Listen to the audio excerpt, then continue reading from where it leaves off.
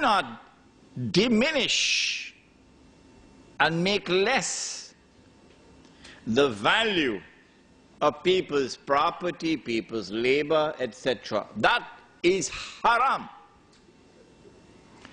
And so this money, which is losing value, is by the definition of the Quran haram.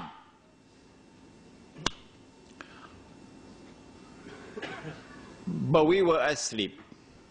Let me include myself in it so nobody will be angry with me. We were all asleep. And we didn't recognize that we were being taken for a ride. But had it been an African American, you must have heard his name, a man named Malcolm X. Oh, he used to see with two eyes. Oh, yes. Had it been Malcolm, Malcolm would have asked, who took my money? And how did they take it? And then it would have become clear that my loss was somebody else's gain. Let me repeat that. When my money could no longer buy a camel, it could only buy a donkey. The value of my labor has been diminished by half. My loss was somebody else's gain. 5 years later, when I take it out, can't buy a donkey anymore. Can only buy a goat now.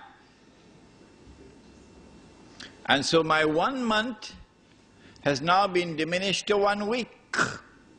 If this keeps on going on, I'm going to be enslaved.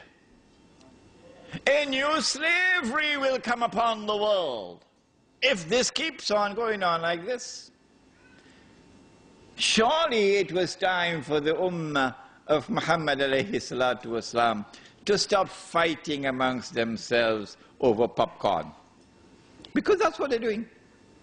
Fighting over popcorn.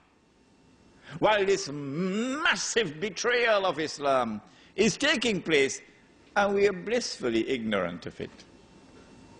That's the price we pay when we only have scholarship but no nur.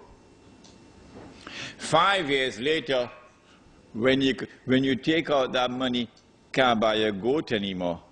You only buy chicken and chips.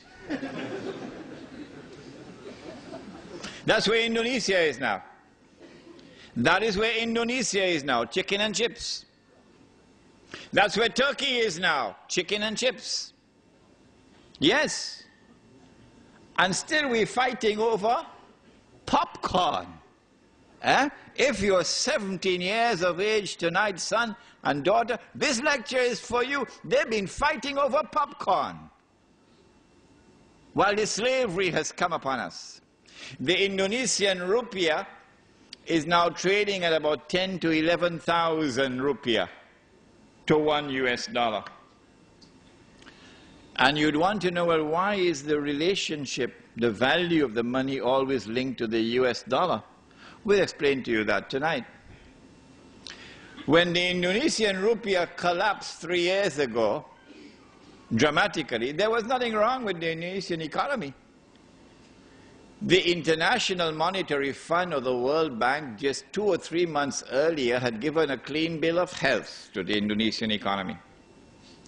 Nothing significant had changed in that economy when George Soros and company attacked. And the banking centers around Indonesia attacked. Singapore, let's put it into the record tonight, is one of them. The Indonesian rupiah collapsed overnight. It was trading, I think, about 8,000 and it fell to 20,000 within a matter of 1 week. And more than a half of the population of Indonesia were instantaneously reduced to poverty. There is such massive poverty in Indonesia today that the country is riddled with violence. And our sisters, oh, let's put it, my sister and my daughter and my mother must now sell her body for $1. It's very cheap now, $1.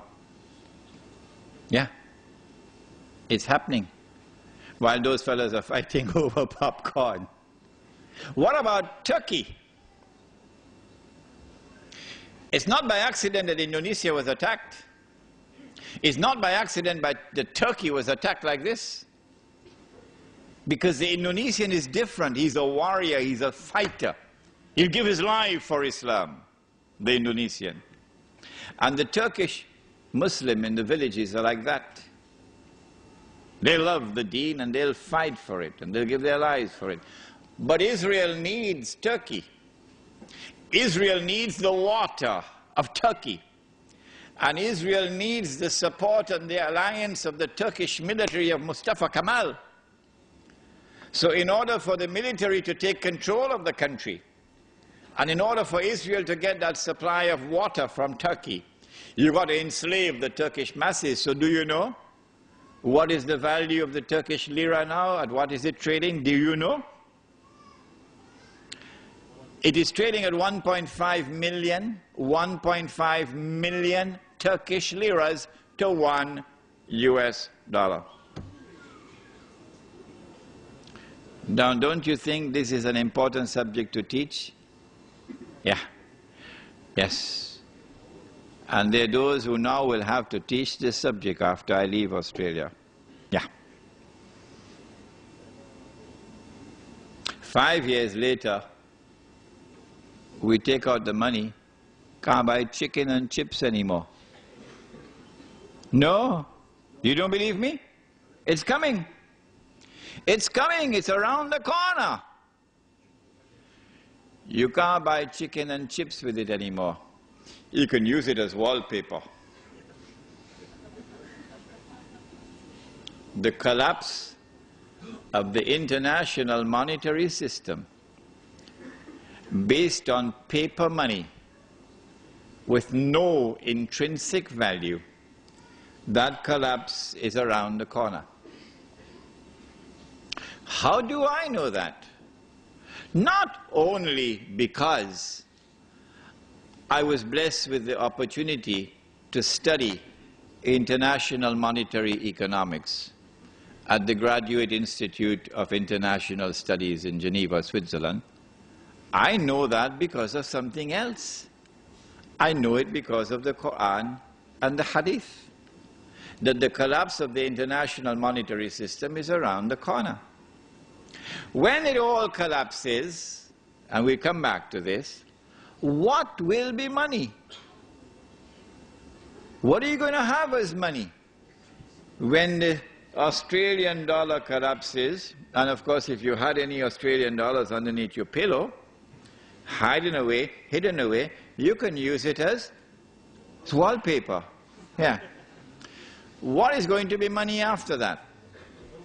Answer is, no, not gold, and not silver, and not dates. It's going to be electronic money. Electronic impulses in machines in banks. Machines without minds. Artificial intelligence. Huh? The plastic you'll use to access the money, but the plastic itself would not be the money. The money is going to be electronic money. So listen to this. I don't know whether you'll be able to digest your dinner now after this. Money is going to disappear. You won't be able to see money anymore. You won't be able to see money anymore. You won't be able to touch money anymore. It's gone. Electronic impulses in mindless machines in banks. We're not concerned with who owns the banks. We're concerned with who controls the banking system around the world.